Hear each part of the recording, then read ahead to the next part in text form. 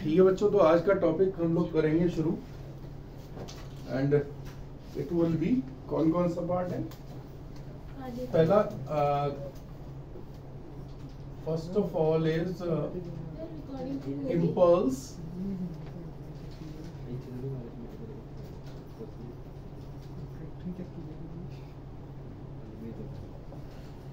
Impulse conduction in heart. ठीक है, पहला पार्ट है इम्पल्स कंडक्शन इन हार्ट, या इसको कहते हो कि heart beat generation and its conduction. ठीक है,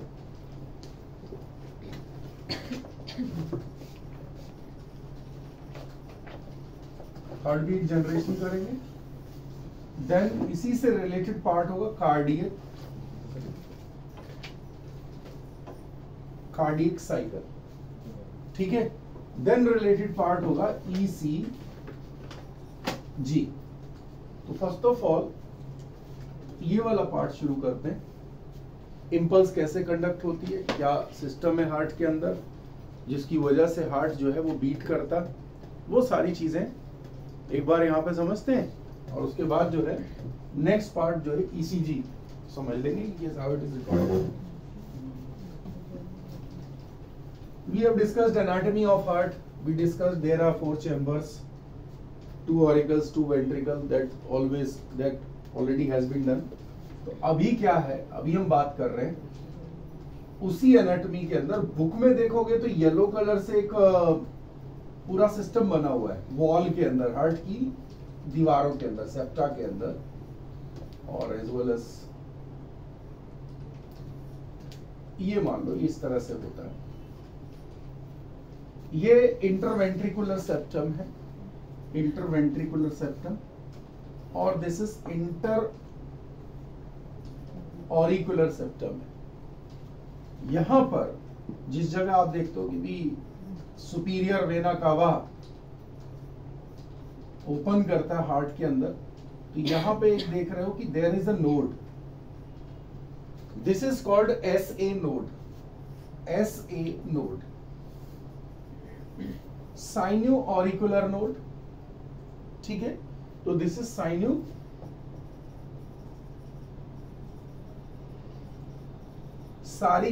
ऑरिकुलर नोड जो है ये it is also known as pacemaker of the heart. This is also called as pacemaker of heart, pacemaker. तो पेस मेकर का काम होगा ये हार्ट बीट को जनरेट करेगा। आप देख रहे हो कि it is present in right auricle just near to the opening of superior vena cava inside, यहां पे प्रेजेंट है। और ये जो पेसमेकर है, साइनो ऑरिकुलर नोड है, ये मस्कुलर स्ट्रक्चर है। ठीक है, एक्साइटेटरी मस्कुलर स्ट्रक्चर है, इट इज मस्कुलर स्ट्रक्चर। ये मस्कुलर स्ट्रक्चर होगा और एक्साइटेबल है। एक्साइटेबल का मतलब है कैन जनरेट इलेक्ट्रिक इंपल्स। ठीक है, ये इलेक्ट्रिक इंपल्स जनरेट करता, it is generating electric impulse. तो जो इलेक्ट्रिक इंपल्स है इसका मतलब ये होगा, वैसे तो आप मसल्स के बारे में एक खास बात जानते हो कि मसल्स को जब भी इंपल्स दी जाती है, मसल्स को जब भी इंपल्स दी जाती है, इलेक्ट्रिक इंपल्स दी जाती है, तो मसल्स क्या करते हैं, मसल्स कॉन्ट्रैक्ट हो जाते हैं। आपको जब भी कोई इलेक्ट्रिक करंट लगेगा, ठीक है, ये जब भी इलेक्ट्रिक इंपल्स लगेगा तो क्या होगा, इलेक्ट्रिक इंपल्स लगेगा तो कॉन्ट्रैक्शन जो है हो जाती है ना। तो कॉन्ट्रैक्शन हो जाती है, मस्कुलर कॉन्ट्रैक्शन होगी। अब आप देखो कि किसी भी मसल में अगर इलेक्ट्रिक इंपल्स देंगे तो क्या होगा, कॉन्ट्रैक्शन, बिजली का झटका लगता ना भी। आपको जो है शॉक, इलेक्ट्रिक शॉक लगा तो एक्चुअली क्या हो रहा है, एक्चुअली आपके मसल्स कॉन्ट्रैक्ट हो रहे हैं उस टाइम पे। ठीक है, तो मस्कुलर कॉन्ट्रैक्शन यहां भी होगा। Heart is made of muscles, heart किसका बना है, मसल्स का बना। और खास बात है कि जो हार्ट के मसल्स हैं वो एक दूसरे से कनेक्टेड है ना, देयर आर इंटरकनेक्शंस। अगर कोई इंपल्स यहां पे है तो ये यहां से पूरे मस्कुलेचर में क्या हो जाता है, फैल जाएगी। यहां पे इलेक्ट्रिक इंपल्स जनरेट होती है तो ये इंपल्स पूरे के पूरे ऑरिकल में डायरेक्टली चले जाती है, दोनों लेफ्ट और राइट में। ठीक है, आप देखते हो कि दो ऑरिकल्स हैं वो एक साथ कॉन्ट्रैक्ट कर जाएंगे इसके इंपैक्ट में। बट एक चीज है, सिर्फ यहां पे एसए नोड मौजूद नहीं है, दूसरी एक नोड और है, एवी नोड जिसको बोलेंगे। It is present on the auriculo ventricular junction in the septum. ठीक है, this is AV node, atrio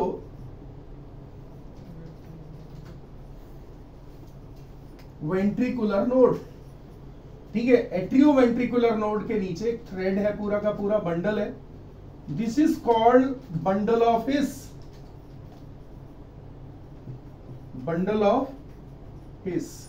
These all are made of, ये भी मस्कुलर फाइबर्स हैं, these are also muscular fibre. Impulse SA node generate कर रहा है, AV node के ऊपर भी पहुंची और पूरे ऑरिकल्स में पहुंची। Through the bundle of His it is reaching to left and right trunk. ये देख रहे हो कि जो ट्रंक है, ये जो नीचे आप देख रहे हैं, ये जो बंडल ऑफ हिस है, it is dividing into two parts, left and right trunk. और फाइनली जो ट्रंक्स है उसके अंदर रूट जैसे छोटे छोटे रूट हेयर जैसे फाइबर्स निकले हुए हैं जो वॉल के अंदर पूरा फैल जाते हैं। This whole is the central part. ये जो सारा देख रहे हो इधर लेफ्ट राइट में, this is musculature of heart, ये मस्कुलेचर है। लेफ्ट और राइट ट्रंक पूरे हार्ट की जो वेंट्रिकुलर वॉल है उसके अंदर फैल गया। अब आपको समरी करके देखो कैसे। तो ऊपर क्या चीज है, दिस इज एसए नोड, अगर ऐसे ड्रॉ करेंगे SA node, this is AV node, this is bundle of His and right and left trunk. ये जो थ्रेड निकले हुए हैं, these are called Purkinje fibres. Purkinje, these are called Purkinje fibres. ये क्या होते हैं, पर्किंजे फाइबर्स होते हैं। कॉन्सेप्ट क्लियर हुआ, ये पर्किंजे फाइबर है। और इस तरीके से इंपल्स का क्या होता है, इंपल्स यहां से एसए नोड से जनरेट होती है, reaches on AV node, AV node से bundle of His, bundle of His से लेफ्ट और राइट ट्रंक, और finally it reaches on Purkinje fibre. समझ में आया? तो हार्ट बीट का जो जनरेशन है, it start on SA node. SA node पे शुरू होता है, जनरेशन यहां पे होती है, and it spread across the heart with the help of Purkinje system. ये जो पूरा सिस्टम है, this whole system is called Purkinje system. कहां फैला हुआ है, it is present in the wall of heart, ऊपर ऑरिकल नीचे वेंट्रिकल। अब सवाल ये है कि ऑरिकल्स के अंदर जो मैसेज जाएगा, जो इंपल्स जाएगी, वो डायरेक्टली जाएगी। ऑरिकल पे जनरेट हुआ, मतलब ऐसे नोड पे जनरेट हुआ, सीधे सीधे ऊपर ऑरिकल में फैल गया। ऑरिकल्स तो स्मॉल है एंड अपर साइड ये डायरेक्ट पहुंचेगा, लेकिन लोअर साइड में ट्रेवल करना पड़ेगा। वेंट्रिकल हैं, बड़े हैं, तो यहां से पूरा डायरेक्ट इंपल्स इसको यहां पहुंचा दिया। समझ में आ रही बात? तो ये पूरा का पूरा जो आइडिया है, पूरी की पूरी जो डिस्कशन है, this is called impulse conducting system, ये पर्किंजे सिस्टम। कौन कौन सी बातें इंपॉर्टेंट हुई, SA node, AV node, bundle of His, Purkinje fibre, Purkinje system. Okay, समझ में आया? तो ये पेस मेकर होता, आपने सुना होगा आर्टिफिशियल पेस मेकर। देखो, आर्टिफिशियल पेस मेकर उन लोगों को लगाया जाता है जिनकी हार्ट बीट प्रॉपरली जनरेट नहीं हो रही होती। आपने कई ओल्ड एज्ड लोगों में सुना होगा कि भी पेस मेकर लगा है, कई दादाजी वगैरह को लगा होता है। तो पेस मेकर कहां लगाते हैं, ये जो कॉलर की ये बोन है, normally this is the suitable site. जो कॉलर बोन है, दिस इज कॉल्ड क्लेविकल, और क्लेविकल के ऊपर ये गड्ढा होता है, this is called supra clavicular fossa. क्या कहते हैं इसे, this is called supra clavicular fossa. Fossa mean depression. यहां पे पेसमेकर लगाएंगे और वायर जो है वो आपके हार्ट में प्लेस कर देंगे। कहां प्लेस कर देंगे, जहां पे जो हार्ट ये पेसमेकर की पोजीशन है। ठीक है, राइट ऑरिकल के अंदर जंक्शन पे यहां से वायर को लगा दिया जाएगा। तो वो जो मतलब वायर क्या होगा, एक तरह से इंपल्स जनरेटिंग इलेक्ट्रोड रहेगा। ये पीवीसी कोटेड इलेक्ट्रोड होते हैं।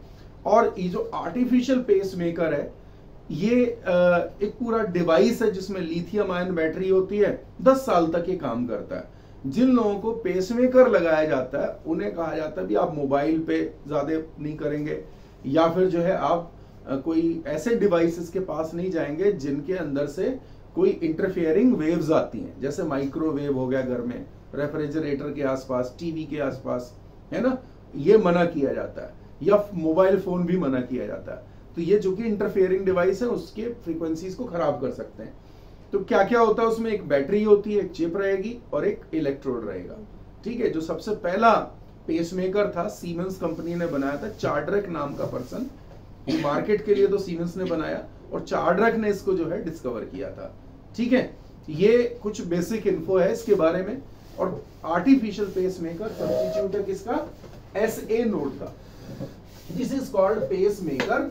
और AV नोड जो है ना बेटा, इसका भी दूसरा एक ऐसा निक नेम रखा हुआ है, this is pacesetter, this is pace shutter.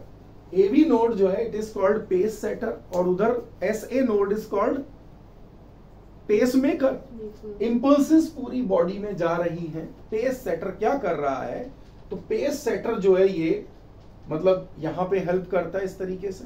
Okay, तो पेस सेटर सेकेंडरी पेसमेकर भी कहा जाता है, it is also called as secondary pacemaker. तो अब ये तो हुआ impulse conducting system. Okay, clear है। इंपल्स कंडक्टिंग सिस्टम के साथ दूसरी चीज क्या होगी, इसका इफेक्ट क्या होगा हार्ट के ऊपर, तो हार्ट के ऊपर जो बीट आती है, हार्ट बीट जो होती है, that is due to impulse conducting system. Pacemaker लगातार इंपल्सेस जनरेट कर रहा है, तो आपके हार्ट को लगातार बीट मिल रहा है। और बीट के दौरान क्या होता है, ऑरिकल्स एक साथ कॉन्ट्रैक्ट होते हैं, वेंट्रिकल्स एक साथ कॉन्ट्रैक्ट होते हैं, ये बात याद रखना। आगे पीछे मतलब दोनों ऑरिकल्स एक साथ और दोनों वेंट्रिकल एक साथ। ठीक है, पहले ऑरिकल्स बाद में वेंट्रिकल। फिर याद रखना है कि ऑरिकल्स जो है वो बहुत कम समय के लिए कॉन्ट्रैक्ट होंगे, छोटे हैं, जल्दी कॉन्ट्रैक्ट होंगे। 0.1 सेकेंड में ऑरिकल्स कॉन्ट्रैक्ट होंगे, 0.3 सेकेंड में वेंट्रिकल्स कॉन्ट्रैक्ट होंगे, ये बात याद रखनी है। ठीक है, ऑरिकल्स कॉन्ट्रैक्ट हुए, फिर क्या हुए, वेंट्रिकल्स कॉन्ट्रैक्ट हुए। अब आप देख रहे हो इंपल्स डायरेक्टली फैल गई है यहाँ पे ऑरिकल्स में, नीचे जब जाएगी तो नीचे जाने में पूरा एक टाइम लगेगा, स्ट्रक्चर भी बड़ी है, तो ये कॉन्ट्रैक्शन होता है। हार्ट का जो लेफ्ट पार्ट है वो स्मॉलर है, उसकी वॉल थिक है, वो ज्यादा मजबूती से कॉन्ट्रैक्ट पूरा मतलब इकट्ठा ही होता है, बट वहां पे कॉन्ट्रैक्शन जो है अच्छा खासा फील होगा। समझ में आ रही बात आपको। तो ऑरिकल और वेंट्रिकल दोनों की कॉन्ट्रैक्शन, पहले ऑरिकल फिर वेंट्रिकल, 0.1 सेकेंड में ऑरिकल, 0.3 सेकेंड दोनों वेंट्रिकल। तो ऑरिकल्स जब कॉन्ट्रैक्ट करते हैं it is called auricular systole. क्या कहेंगे इसको, ऑरिकुलर सिस्टोल। सिस्टोल का मतलब कॉन्ट्रैक्शन है, और कॉन्ट्रैक्शन को डीपोलराइजेशन भी कहते हैं। इलेक्ट्रिकल टर्म्स में हम इसको क्या बोलेंगे, डीपोलराइजेशन। जब नर्वस सिस्टम पढ़ते हैं ना तो वहां पे डीपोलराइजेशन का मतलब होता है इंपल्स जनरेशन, इंपल्स जनरेट हो रही है। ठीक है, तो जब इंपल्स जनरेट, इंपल्स का मतलब करंट है, करंट का मतलब झटका है, झटके का मतलब कॉन्ट्रैक्शन है। इसका मतलब क्या है, डीपोलराइजेशन मतलब कॉन्ट्रैक्शन, डीपोलराइजेशन मींस कॉन्ट्रैक्शन। तो डीपोलराइजेशन हुआ, कॉन्ट्रैक्शन हुआ या सिस्टोल हुआ, तीनों का मतलब एक ही है, ऑरिकुलर सिस्टोल, ऑरिकुलर कॉन्ट्रैक्शन, दोनों ऑरिकल्स का एक साथ कॉन्ट्रैक्ट होना। How much time it will take, it will be taking just 0.1 second, it is taking just 0.1 second. उसके बाद क्या है, फिर आ जाओ वेंट्रिकल्स में, ऑरिकल हो गया तो कहां आ गए, वेंट्रिकल्स में आ गए, और वेंट्रिकल्स 0.3 सेकेंड में कॉन्ट्रैक्ट हुए। वेंट्रिकल्स क्या हो रहे हैं, they are contracting within 0.3 second. ठीक है, 0.3 सेकेंड में कॉन्ट्रैक्ट होते हैं वेंट्रिकल्स। तो कंसेप्ट क्लियर हुआ। कितनी देर हो गई साइकिल को, 0.4 सेकेंड हो गई, 0.1, 0.3। ठीक है, तो 0.4 सेकेंड होगी। 0.4 सेकेंड के बाद दोनों रिलैक्स करते हैं, फिर दोनों क्या करते हैं, रिलैक्स करते हैं। दोनों का रिलैक्सेशन हुआ तो रिलैक्सेशन दोनों ज्वाइंटली 0.4 सेकेंड के लिए करेंगे, ज्वाइंटली 0.4 सेकेंड के लिए करेंगे। और इस तरीके से क्या होगा, 0.8 सेकंड का एक साइकिल कंप्लीट होगा। समझ में आया? तो 0.4 plus 0.4, this 0.8 second is complete cardiac cycle. Books में हम ये तीन चीजें पढ़ते हैं, auricular systole, ventricular systole and joint diastole. Auricular systole, ventricular systole and joint diastole, you will see 3 aspects. And how much long they are? 0.8 second. समझे? Book के हिसाब में हम देखें तो ये 3 डेटा इजीली पूरा सीधा डिस्कस किया हुआ है, और ये तीनों डेटा को मिला के हम कहते हैं कार्डियक साइकिल। बट कुछ और चीज भी अंदर की मैं बताऊंगा इसमें आपको कि बाकी की चीज क्या, बाकी क्या हो रहा है यहाँ पे। ठीक है, तो ऑरिकल्स, सबसे पहले आप ये देखो, यहां जो कार्डियक साइकिल है, cardiac cycle is activity which includes क्या क्या इंक्लूड करता है, which include auricular systole. Auricular systole यानी कि दोनों के दोनों ऑरिकल एक साथ कॉन्ट्रैक्ट करते हैं, ऑरिकुलर सिस्टोल। दूसरा वेंट्रिकुलर सिस्टोल। तीसरा जॉइंट डायस्टोल। ठीक, देयर आर 3 एक्टिविटीज। सबसे पहले ऑरिकुलर सिस्टोल, फिर वेंट्रिकुलर सिस्टोल और फिर joint diastole. These are the 3 cyclic activity, एक के बाद एक होता है। इसके बाद क्या होगा, इसके बाद फिर ऑरिकुलर सिस्टोल, फिर वेंट्रिकुलर सिस्टोल एंड फिर joint diastole. This is regular activity. जितनी देर में हमने बात की है, लगातार हमारे सबके हार्ट के अंदर यही चल रहा है। ऑरिकल सिस्टोल हो रहा है, वेंट्रिकल सिस्टोल हो रहा है और फिर जॉइंट डायस्टोल हो रहा है, फिर repeated this. That's why, because this is going to repeated, तो इसीलिए इसको क्या बोलते हो, कार्डियक साइकिल, क्योंकि हार्ट में हो रहा है दिस कार्डियक साइकिल। बच्चों ये बात तो बड़ी क्लियर है कि 3 चीजें हो रही हैं। तो 3 चीजें हो रही हैं, ये तो एक मेजर एक्टिविटीज बता दी, इनके साथ कुछ और भी जो है जो हमें एनालिसिस करना चाहिए। अब सवाल ये है कि तीनों एक्टिविटीज का ड्यूरेशन कितना है। तो बेटा duration 0.1 second, 0.3 second and 0.4 second. Okay, 0.1 second, 0.3 second and 0.4 second, total 0.8 second. Total 0.8 second. Concept okay हुआ? 0.8 सेकेंड में एक साइकिल हुआ, तो 1 मिनट में कितने साइकिल हुए? इन 1 मिनट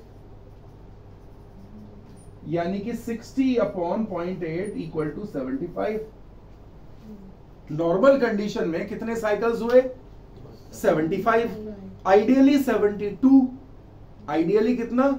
हार्ट बीट का नंबर कितना होता है? 72 नॉर्मल कंडीशन में। किसी भी, अब ऐसे तुम अपना चेक करोगे, किसी का 80 आएगा, किसी का 85 आएगा, किसी का 76 आएगा, लेकिन on an average it is 72।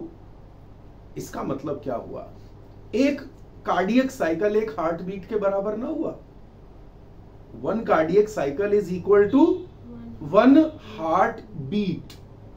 Beat mechanical system है। This is the systematic idea, but mechanically you feel it is a beat. Beat में 2 आवाजें सुन रहे हैं आप, लब डब साउंड सुन रहे हैं। कौन सी साउंड सुन रहे हैं? लब डब साउंड। यानी कि this a cardiac cycle is equal to a heartbeat. Heartbeat is remarked by 2 sounds.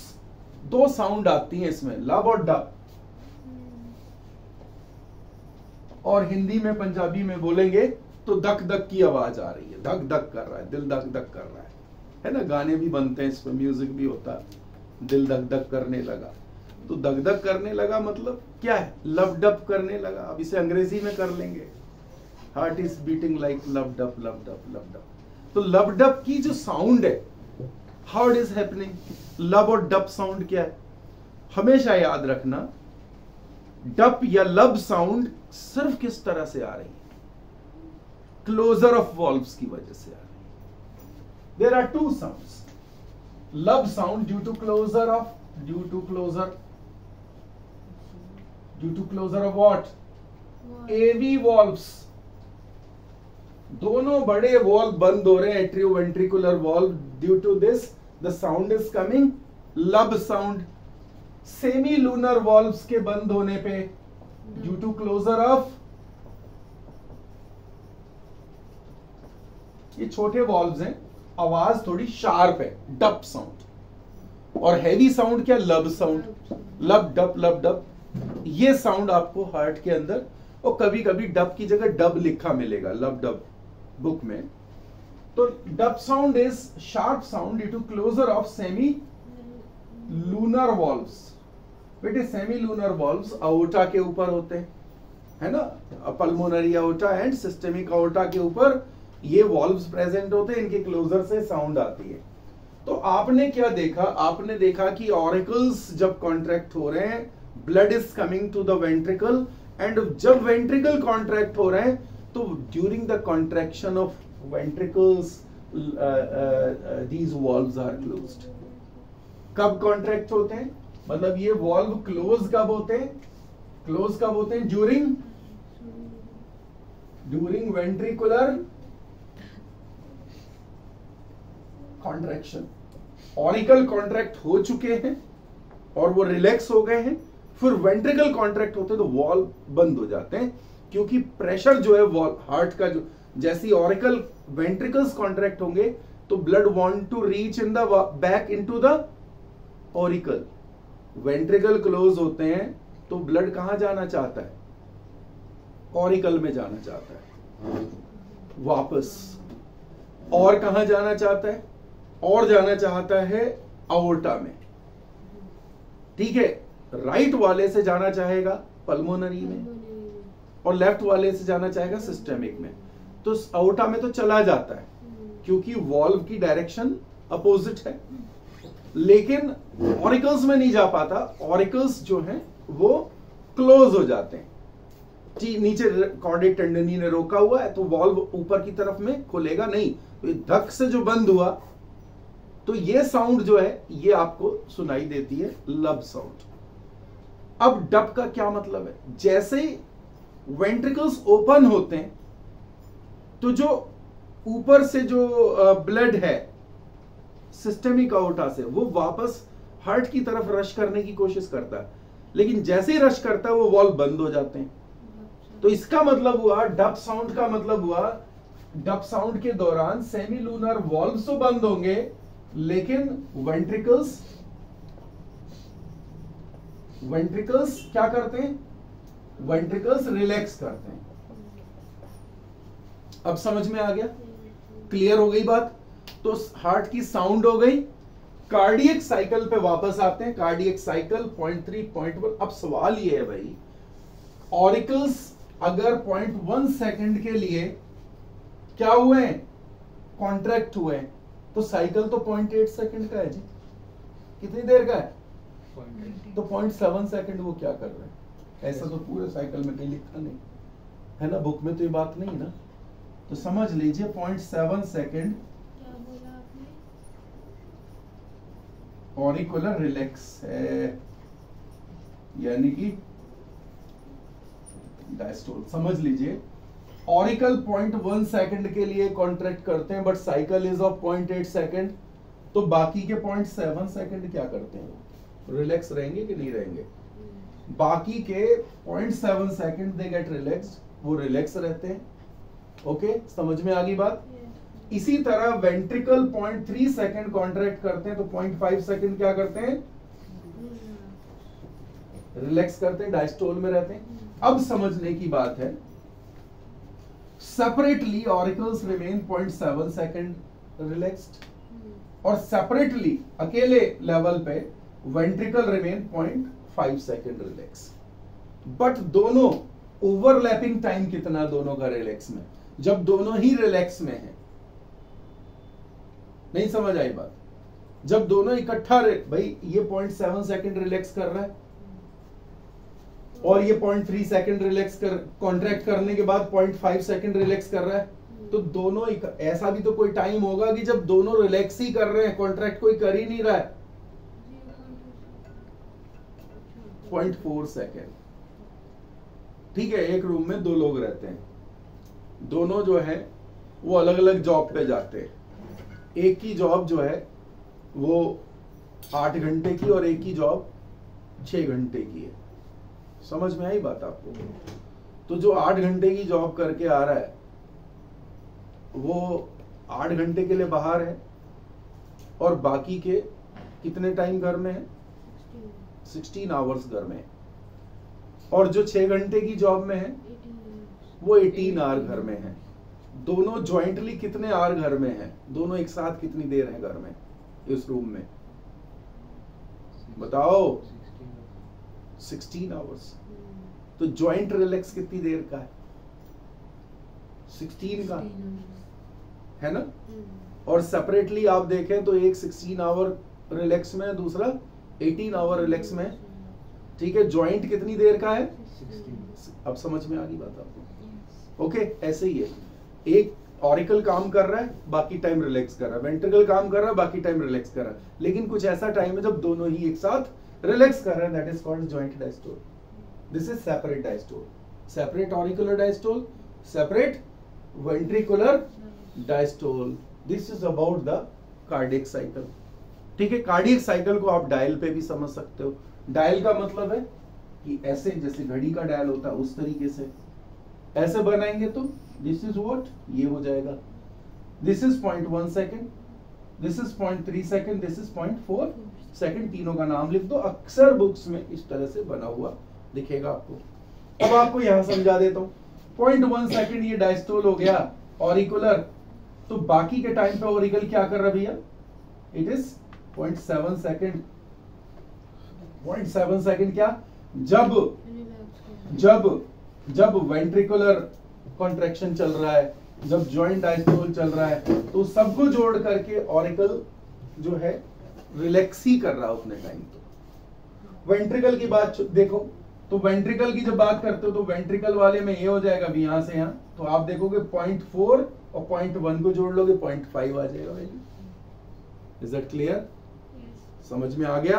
तो this is the cardiac cycle. अब ये जो एक्टिविटी है बच्चों, जो कि हार्ट के अंदर इस मैकेनिकल एक्सपोजर के पीछे तो इलेक्ट्रिकल इंपल्स है, पीछे तो इलेक्ट्रिकल चल रहा है ना सारा काम। अब उसको एक साइंटिस्ट हुए एंथोविन करके। एंथोविन ने क्या किया? एंथोविन ने इस एक्टिविटी को ग्राफ पेपर के ऊपर ले लिया। उसने ना एक डिवाइस बनाया जिसको ईसीजी बोलते हैं, इलेक्ट्रोकार्डियोग्राफ बोलते हैं। मशीन का नाम है इलेक्ट्रोकार्डियोग्राफ, GRAPH। ठीक है, और जो पेपर पे हमें मिलता है उसकी रिप्रेजेंटेशन दैट इज इलेक्ट्रोकार्डियोग्राम। समझ में आई बात? तो पहले तो ये होता था एनालॉग मशीन होती थी गैल्वेनोमीटर जैसी। हमारी बॉडी से वायर्स लगा दी, दोनों हाथों में लगा दी, पैर में लगा दिया, थोरेक्स पे लगा दिया। ये वायर्स से हमने एम्पलीफायर में करंट दे दिया, एम्पलीफायर ने इसको एम्पलीफाई कर दिया, रीडेबल लिमिट तक ले आए। और एम्पलीफायर से हमने गैल्वेनोमीटर जैसे एक डिवाइस पे लगाया, जो सुई है उसके आगे पेन लगा दिया, आगे नीचे पेपर लगा हुआ है, पेपर रोल कर रहा है और ये ग्राफ ऐसे सुई जो नीडल है that is moving, needle with the pen. और आप देखोगे कि ये जैसे हमारे हार्ट के अंदर एक्टिविटी है वैसी नीडल कांप रही है। वो एक पैटर्न आ रहा है, that pattern is known as ECG. उस पैटर्न में वेव्स आती है, ईसीजी वेव्स आती हैं। लेट अस सी कैसे आती हैं और कैसे हम उसे पढ़ सकते हैं, क्या क्वेश्चन यहां पे बन सकते हैं। तो ईसीजी वेव सीधा सीधा। आजकल जो मशीन है वो कंप्यूटर होता है उसमें। कंप्यूटिंग मशीन में इलेक्ट्रोकार्डियोग्राफ जो कंप्यूटेड है, जो कंप्यूटर से कनेक्टेड है, उसमें क्या, एक विजुअल डिस्प्ले यूनिट होती है, वीडीयू होता है, एक सीपीयू होता है, एक प्रिंटर होता है, ठीक है, और जैसे कि कंट्रोलिंग माउस वगैरह वो सब होते हैं उसमें, है ना। साथ ही साथ एम्पलीफायर इलेक्ट्रोड से as it is body connect होती है। कभी ईसीजी कराया होगा तो आपने देखा होगा कि आपके हाथों में, पैरों में और थोरेक्स के ऊपर इलेक्ट्रोड्स प्लेस किए जाते हैं। इंपल्स को बढ़ा करके सीपीयू में दे दिया जाता है और आप मॉनिटर के ऊपर वो पैटर्न देखते हो। ठीक है, क्या पैटर्न देखते हो? ये ग्राफ पेपर है। नॉर्मल कंडीशन में इसमें सेगमेंट्स होते हैं 0.8 सेकंड्स के, ये 0.8 सेकंड के, इस तरीके से 0.8 चलता रहता है। तो यहां पे वेव जो आती है वो वेव कैसी होती है? This is P wave, Q R S complex, T wave. ये यहां तक 0.8 second, this is P wave, this is Q R S और ये टी वेव। ठीक है, this idea is T wave, this is called QRS complex, this is P wave. तो P, QRS और T, these are the different waves in ECG। ठीक है, ECG में लगातार कैसे चल रहा है? तो what do you see? What do you see? कैसे देखते हो उसमें? ये देखो, ये चल रहा है और कभी कभी you will see this beep beep beep beep beep P, ऐसे चलेगा ये। और उसके चलने का मतलब क्या? डेथ है ना। टीवी सीरियल में, सिनेमा में आपने अक्सर ऐसे मशीन को देखा होगा। और कभी कभी अब तो हॉस्पिटल में कभी जाने का मौका मिला हो किसी को देखने सुनने, तो वहां पे आपने मशीन लगी हुई देखी होगी। तो अगर ये ईश्वर ना करे ऐसा देखने का मौका मिले, है ना, तो इसका मतलब क्या होता है? इसका मतलब तो बंदा निकल लिया है। ठीक है, तो ये डेथ का सिंबल है। कोई एक्टिविटी हार्ट में नहीं हो रही। तो इस तरह से ये जो एक्टिविटीज है, अब ये हर एक वेव कुछ कह रही है। ये यहां से कट करो, यहां से कट करो, पैटर्न सेम है। ये कट करो, सेम पैटर्न है। जब हम दौड़ रहे होते हैं तो वेव्स और छोटी हो जाती हैं, जल्दी जल्दी हो रहा सब कुछ। तो this is called PT interval, this is called PT interval. ठीक है, because this is P wave का इनिशिएशन पॉइंट यहाँ पे, this is the T wave का एंड पॉइंट यहाँ पे, पी क्यू आर एस। ठीक है, एस जो अक्सर एक्सियल, ये जो जीरो लाइन के नीचे होगा, है ना, अक्सर ये नीचे होता है। तो ये आप देख रहे to हो क्या? दिस इज पीटी इंटरवल और पीटी इंटरवल की वैल्यू लगभग क्या रहती है? 0.8 second. During the exercise, during relax, PT interval decrease. PT interval क्या हो जाता है? डिक्रीज हो जाता है। और during exercise PT interval increase. उल्टा लिख दिया। During relax PT interval increase और during exercise PT interval decrease. अब मान लेता हूं ये 0.6 का हो गया, तो हार्ट बीट कितनी हो जाएगी? If the PT interval is 0.6, the heart beat will be 100 per minute. 100 per minute होगी कि नहीं होगी? 0.6 से 60 को डिवाइड करोगे 100 आ जाएगा। ठीक है, तो इस तरीके से आप देख रहे हो। अब ये कंडीशन है, यहां पे नो एक्टिविटी यानी कि डेथ शो कर रहा है। This is showing death. ठीक है, या तो डेथ है या इलेक्ट्रोड हटा दिए गए हैं, है ना। इलेक्ट्रोड हटा दोगे तो भी यही आएगा, इलेक्ट्रोड लगाएंगे बॉडी पे तो फिर ये प्लेस होगा। इलेक्ट्रोड लगाने के लिए ऐसे कप्स लगाए जाते हैं, उसमें अंदर मेटल होती है, मेटल का इलेक्ट्रोड आपकी बॉडी से टच करे इसके लिए पहले एक जेल लगाना होता है, स्किन के ऊपर जेल लगाते हैं और ऐसे कप लगा देते हैं। ठीक है, जेल इसलिए लगाते हैं ताकि एयर जो है वो यहाँ पे प्रेशर को बनाया जा सके, नहीं तो एयर स्क्वीज करके अंदर बढ़ जाएगी उसमें। ठीक है, इसलिए होता है। समझ में आ गया ये? तो ये सिचुएशन है। अब एक कंडीशन और समझो, कभी कभी क्या होता है, P Q R S T और टी को फॉलो करते हुए एक यू वेव आ जाती है, एडिशनल वेव आ जाती है। कभी कभी क्या होती है? एडिशनल वेव आ जाती है। बेटा ये वेव आए तो खतरनाक। खतरनाक क्या है? खतरनाक ये है कि ऐसा वेव आने का मतलब वॉल्व्स की प्रॉब्लम हो गई है, वॉल्व लीक करने लगे। तो इसकी ये कब आएगा? इट इज ड्यू टू जब यहां पे मर्मरिंग होगी, मर्मरिंग साउंड आएगी। मर्मरिंग साउंड ये है कि हिजिंग साउंड होगी, लप्श, जैसे लीकेज हो रहा हो, वॉल्व लीक हो रहा हो, तो मर्मरिंग साउंड आती है और ये हार्ट के वॉल्व्स के खराब होने की कंडीशन में आती है। तो वॉल्व रिप्लेस करने पड़ते हैं। तो वॉल्व रिप्लेसमेंट में ये है कि या तो हम नेचुरल वॉल्व्स लगाएंगे, नेचुरल वॉल्व किसी एनिमल से ले सकते हैं, ठीक है, जैसे पिग्स की बॉडी से, पिग्स के हार्ट में से वॉल्व लेते हैं, तो वो नेचुरल वॉल्व्स हैं, कैडेवर ऑफ पिग से, पिग की बॉडी से ले लेंगे। दूसरा जो वॉल्व्स हैं वो आर्टिफिशियल भी होंगे, है ना, वो किसी दूसरे मटेरियल के बने हुए, जैसे आप कह सकते हो कि ये सिलिका वगैरह से इससे क्रिएट किए जाएंगे, है ना, ग्लास टाइप मटेरियल के होंगे, सिरेमिक जैसे वॉल्व्स हैं। तो लगातार जिनको भी वॉल्व लगाए जाते हैं उन्हें लाइफ टाइम कुछ मेडिसिन खाने पड़ते हैं, ब्लड के थिनर खाने पड़ते हैं, ब्लड को कई बार थिन करने वाले। और अगर ध्यान न दिया जाए तो कई बार क्या होता है कि ये थिनर जो है खून को जरूरत से ज्यादा पतला कर सकते हैं और पेशेंट को जो है कोई हेमरेज वगैरह की समस्या भी आ सकती है। अक्सर जो नेग्लिजेंस है या कोई मेडिसिन ज्यादा ले लिए तो ऐसे केस में दिक्कतें आती हैं। ठीक है, समझ में आ रही बात आपको? तो फिलहाल हमारा जो समझने की बात है कि एडिशनल यू वेव अगर आया तो हम इसे कहेंगे मर्मरिंग ऑफ हार्ट हो रही है, हार्ट का वॉल्व, जो वॉल्व्स हैं उनके अंदर डिफेक्ट है, valve are needing mean replacement, उसकी जरूरत हो सकती है। ओके, तो ये कंडीशन समझ में आई आपको? ये क्लियर हो गया? ठीक है, मर्मरिंग यू वेव में आएगी। अब सवाल ये कि सर ये जो PQRST है इसका मतलब क्या होता है, कब क्या हो रहा है वो हम चेक करते हैं। तो मैं आपको बताता हूं भी कैसे कैसे इसका जो है तरीका रख सकते हैं। PQRST ये जो है पूरा एक्टिविटीज हैं, आप देख रहे हो सबसे बड़ी एक्टिविटी QRS कॉम्प्लेक्स में दिखाई दे रही है।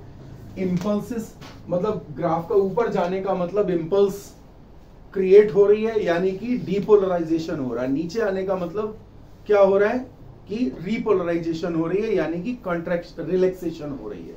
ठीक है, अब देखते हैं P वेव, QRS कॉम्प्लेक्स और T वेव, इनका मीनिंग क्या है, इनका मीनिंग क्या है। तो P वेव का मतलब होता है ऑरिकुलर डीपोलराइजेशन, PAD याद रखेंगे। तो ऑरिकुलर डीपोलराइजेशन,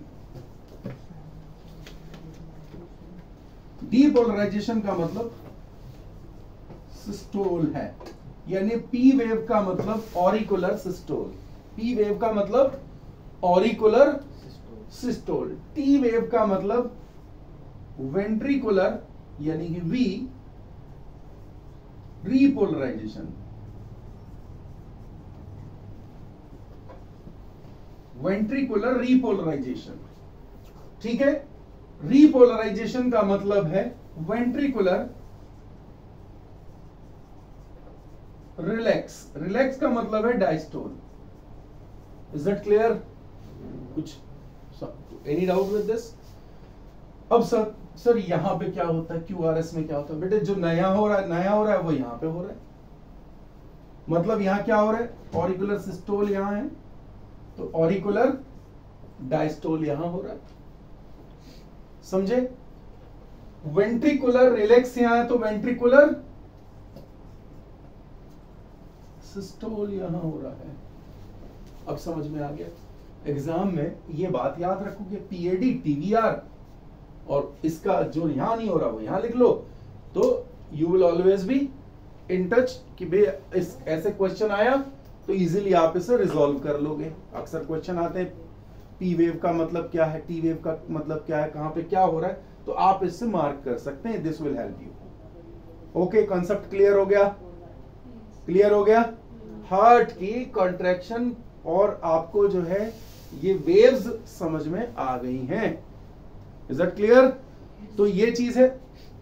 अब फाइनली आते हैं कि हार्ट के अंदर, हार्ट की एक कॉन्ट्रैक्शन हुई, एक हार्ट बीट में, हार्ट बीट एक हुई, कंप्लीट हुई, वेंट्रिकल कॉन्ट्रैक्ट किया, ब्लड बाहर गया, डोर्सल अओर्टा से एक कॉन्ट्रैक्शन में कितना ब्लड बाहर आता है।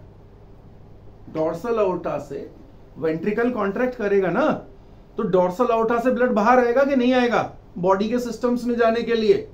अब ये जो ब्लड आएगा, कितना ब्लड आया, कितना ब्लड बाहर आया, this is 70 ml in normal condition.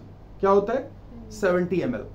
तो that volume which is coming out from dorsal aorta यानी कि लेफ्ट वेंट्रिकल से कितना ब्लड बाहर आता है एक स्ट्रोक में, that is called stroke volume. क्या कहते हैं उसको, स्ट्रोक वॉल्यूम कहते हैं। Is that clear? कोई दिक्कत नहीं है ना।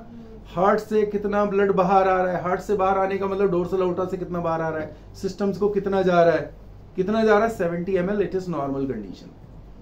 ठीक है, 70 ml ब्लड एक बार में बाहर आ 72 बीट में, यानी कि 1 मिनट में कितना जाएगा, करीब 5 लीटर। 5 लीटर प्लस ही जाएगा, 5040 वैल्यू आती है 72 इंटू 70। ठीक है, तो 5 लीटर ब्लड 1 मिनट में। आपकी बॉडी में है कितना ब्लड, 5 to 6 लीटर, यानी कि आपकी पूरी बॉडी में जितना ब्लड है, हार्ट उतने ब्लड को 1 मिनट में पंप कर देता। अगर आप दौड़ने लग गए तब क्या होगा, स्ट्रोक वॉल्यूम तो लगभग फिक्स ही रहता है। हालांकि बॉडी में कैपेबिलिटी होती है हार्ट में कि वो आपके स्ट्रोक वॉल्यूम को भी रिवर्स कर सकता है, कम ज्यादा कर सकता है, लेकिन नॉर्मली स्ट्रोक वॉल्यूम की वैल्यू सेम रहेगी। ठीक है, सिर्फ क्या बढ़ेगा, आपके number of heart beat change कर सकते हैं। हार्ट बीट ज्यादा हो गई, मान लिया 100 हो गई, तो 7 लीटर ब्लड बाहर जाएगा, 7 लीटर्स, 7000 ml। समझ में आया? तो 1 मिनट में कितना ब्लड हार्ट के बाहर जा रहा है, that is called cardiac output. Stroke volume and cardiac output, these are two important data, cardiac volume, cardiac output and stroke volume। ठीक है, क्लियर हो गया? जो एथलीट्स होते हैं जब वो तेज दौड़ रहे होते हैं तो उनकी कार्डियक आउटपुट खूब ज्यादा होती है, क्योंकि हार्ट बीट तेज रहेगी। लेकिन एक मजा हुआ एथलीट जो है, उसके जो बहुत प्रैक्टिस कर चुका है, वो नॉर्मल तेज दौड़ते हुए भी उसकी हार्ट जो है नॉर्मल बीट करता है। मतलब वो हार्ट बहुत तेज बीट नहीं करेगा जितना नॉर्मल किसी पर्सन का, उससे थोड़ा कम, मतलब नॉर्मल ही रहेगा।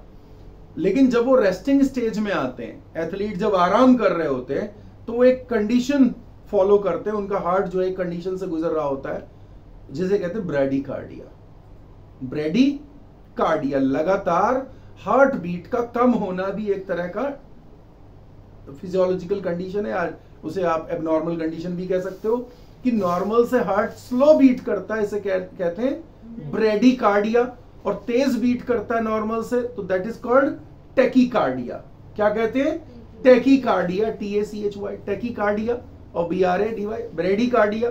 Tachycardia and bradycardia, these are 2 conditions.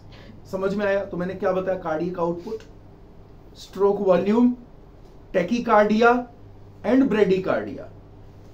माना यह जाता है कि हमारी हार्ट बीट जो है टेम्परेचर से भी राइज कर जाती है। हमें बुखार है तो हार्ट बीट तेज चलती है, नब्ज तेज चलती है। ठीक है, तो बुखार है तो ये तेज चलेगा, और तेज चलेगा तो मतलब ये होगा कि आपको जो है, मतलब एक एस्टिमेशन कुछ इस तरह है कि 1 डिग्री टेम्परेचर बॉडी का बढ़े तो 10 हार्ट बीट बढ़ जाती है। क्या बढ़ जाता है, हार्ट बीट 10 ऊपर हो जाती है। तो नॉर्मली बुखार के कंडीशन में आपको 100 के ऊपर जो है हार्ट बीट रह सकती है। ठीक है, समझ में आई बात? ये तो ये इससे रिलेटेड भी हुआ। अब मैंने एक टर्म यूज किया था कि भाई नब्ज चलना, पल्स, यहां पे आर्टरी पे, radial artery, this is the radio bone, और इसके नीचे आर्टरी है रेडियल आर्टरी। हमेशा आर्टरीज के ऊपर आपको प्रेशर पता चलेगा।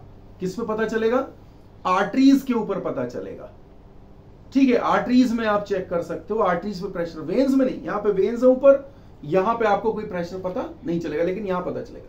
कैरोटिड आर्टरी पे पता चलेगा, गर्दन पे, कई लोग ऐसे गर्दन पे देख के बताते हैं, कई बार हाथ में देख रहे हैं। अब एक चीज है,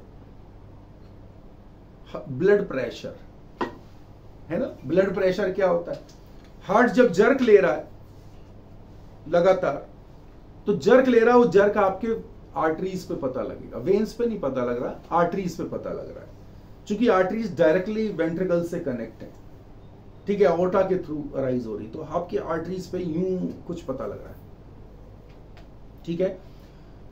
तो हार्ट में जो ब्लड बाहर पंप हो रहा है उसका जो प्रेशर है वेसल्स के ऊपर, that is called blood pressure.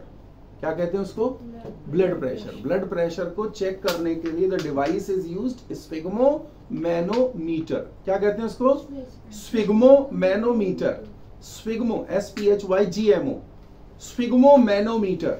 आजकल ये इलेक्ट्रॉनिक डिवाइस है, लेकिन हॉस्पिटल्स में आप एनालॉग डिवाइस भी देख सकते हो, जिसके अंदर ऐसे पंप करके हाथ से पूरा प्रेशर करते हैं और आप उसमें कॉलम देखते हो कि मरकरी भरा हुआ है। और प्रेशर जब भी चेक किए जाए, चाहे वो बैरोमीटर में चेक किए जाए एटमॉस्फेरिक प्रेशर, और चाहे आपकी बॉडी में चेक किए जाए, बॉडी में से मेरा मतलब है कि आपकी बॉडी का ब्लड प्रेशर चेक किया जाए, तो भी वो मरकरी में चेक करते हैं। तो mmHg लिखा जाता है, mmHg, यानी कॉलम के अंदर वो जो ट्यूब है, ट्यूब के अंदर कितनी ऊंचाई तक मरकरी गया है, that is called pressure. Blood pressure जो है वो हमारा दो कंडीशन में होगा, एक तो हार्ट कॉन्ट्रैक्शन के वक्त कितना है और हार्ट रिलैक्स के वक्त प्रेशर कितना है। कॉन्ट्रैक्शन के वक्त जो होता है that is called systolic pressure. क्या कहते हैं उसे? सिस्टोलिक। जो नॉर्मल कंडीशन में 120 mmHg रहेगा एडल्ट्स में, ठीक है। और रिलैक्स की कंडीशन में जब हार्ट रिलैक्स हुआ तो कितना हुआ? 80। 120-80 प्रेशर नॉर्मल प्रेशर है। जैसे जैसे कई बार उम्र बढ़ती है, ब्लड वेसल्स हार्ड हो जाते हैं, या कई लोग सिगरेट वगैरह पीते हैं, कोई नशा कर रहे हैं, तो बीपी बढ़ जाता है। उस कंडीशन को अगर लगातार बढ़ा हुआ है तो हम कहते हैं हाइपरटेंशन। 90 और ऊपर 140 का जो है वो लगातार अगर ऐसा है, किसी पर्सन को 140 से ऊपर और 90 के ऊपर रहता है, तो हम कहते हैं भी ये हाइपरटेंशन का शिकार है। हाइपरटेंशन हाई बीपी की कंडीशन है। डिजीज में हम लोग डिजीजेस के अंदर इसे डिस्कस करेंगे। समझ में आया? बीपी की बात समझ में आ गई। तो बीपी जो है आर्टरीज के ऊपर चेक होगा, स्फिग्मोमैनोमीटर के साथ चेक होगा। डिवाइस समझ में आ गया, बीपी समझ में आ गया। अब एक चीज है, ये जो प्रेशर है इनके बीच में डिफरेंस कितना? 120 और 80 के बीच डिफरेंस कितना? 40 का। This is pulse pressure. क्या कहेंगे इसको? Pulse pressure. Systolic minus diastolic pressure is equal to pulse pressure. Pulse क्या है? पल्स एक्चुअली वो वाला पॉइंट है जो QRS जो ऊपर देखते हो ना, तो वो मतलब ये कितनी, हम हार्ट बीट जब चेक करते हैं तो वो ऊपर कितने नॉचेस आ रहे हैं, कितने कोन आ रहे हैं, उन्हें हम चेक करते हैं, वही एक तरह से। और लेकिन इधर पल्स भी वही वैल्यू है, बीच में डिफरेंस है जो आपको जर्क की तौर पे फील होता है। जर्क भी एक तरह का पीक है। समझ में आ गया? तो आज क्या क्या पढ़ा? Impulse conducting system, cardiac cycle पढ़ा, ठीक है।